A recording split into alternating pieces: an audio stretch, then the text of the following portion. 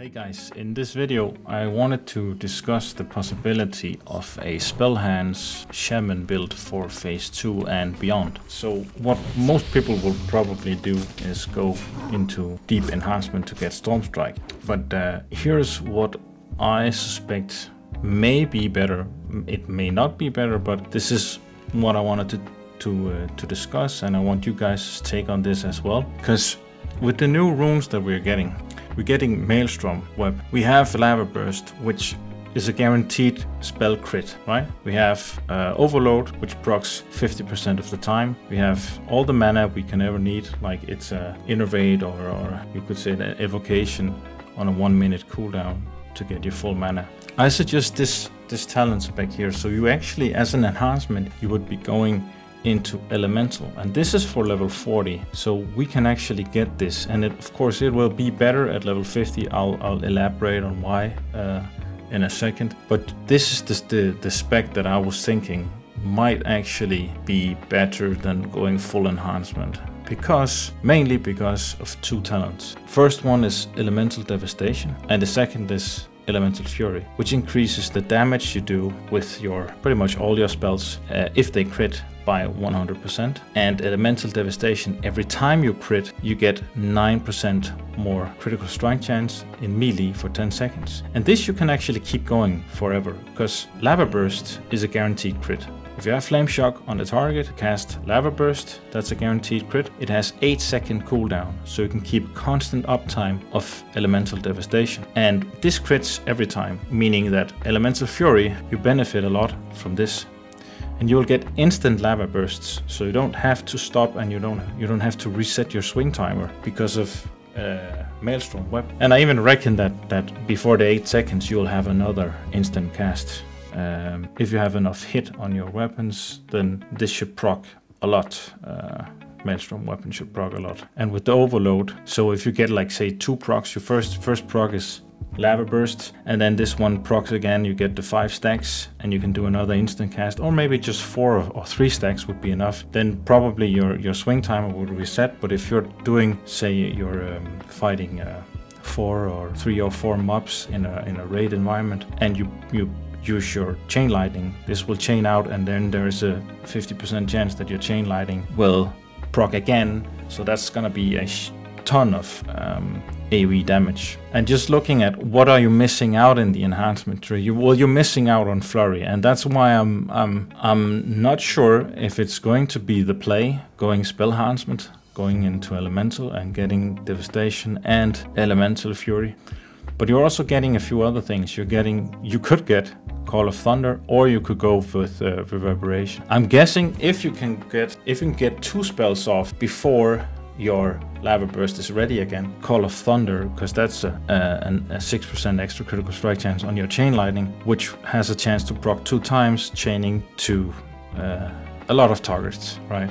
And if not, then reverberation might be the play, because all of your shock spells, of course, they have a chance to crit as well, which in turn also will give proc elemental devastation. And the lower the cooldown, the more shock spells, and the more damage, of course, but also the more opportunities to proc elemental devastation, even though it should fall off at all. Because if you have, once again, Flame Shock on your target and you use Lava Burst on cooldown, this should be up 100% of the time. So this should never even be an issue, keeping elemental devastation going. And you are getting Thundering Strikes, so you're getting the extra kit. What you're missing out on is 30% more attack speed, which of course is a lot. And then you could say, well, elemental weapons, I don't really think this is a lot of extra damage. Then 10% more damage from weapon mastery, and then Stormstrike. But Stormstrike is on a 20-second cooldown. I'm not sure this would actually be a lot of extra damage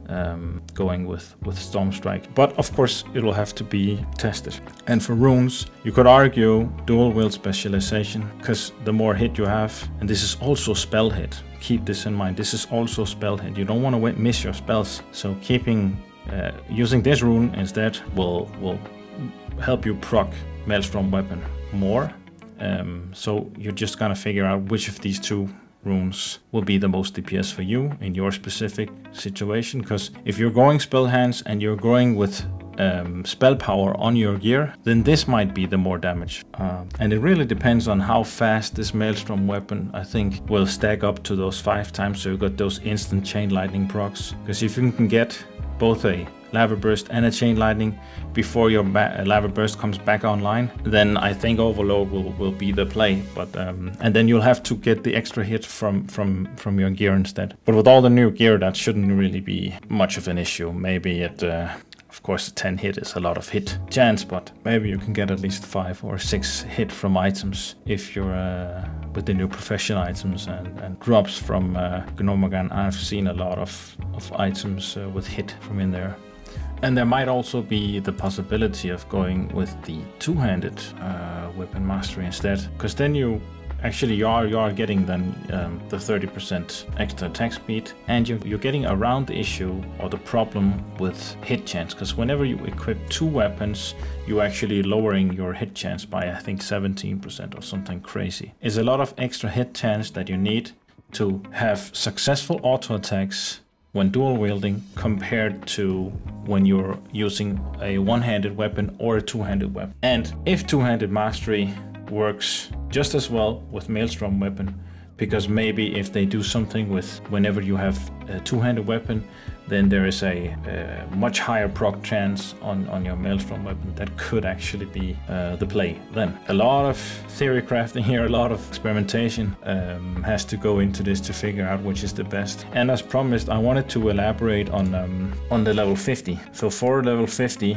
you are actually getting flurry. You can get the two-handed mace and axes, and of course you cannot get two-handed weapon specialization and also get elemental fury. So in this case, when it comes to two-handed weapon mastery, you have to be using staves or staves.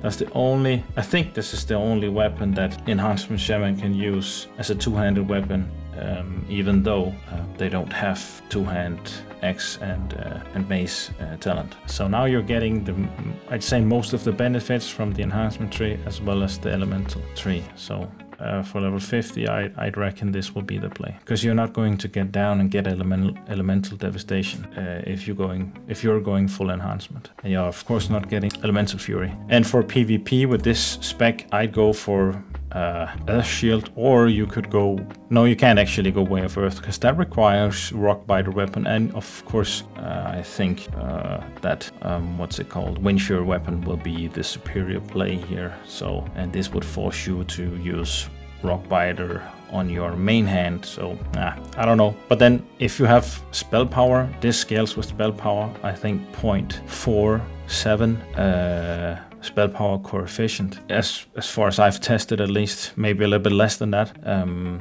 But with the more spell power you have, the higher the health you're going to get back. And I've tested this in PvP versus the Way of Earth, and actually find Earth Shield to be far superior. But yeah, of course, for the PvE, you want to go Shamanistic Rage for the extra mana, keep your mana up going constantly.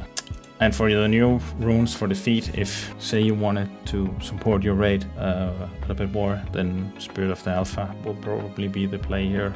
But either of these could, yeah, this is just whatever. This is mainly for PvP. Feet of the Tide that will redirect the next melee or ranged attack made against the target.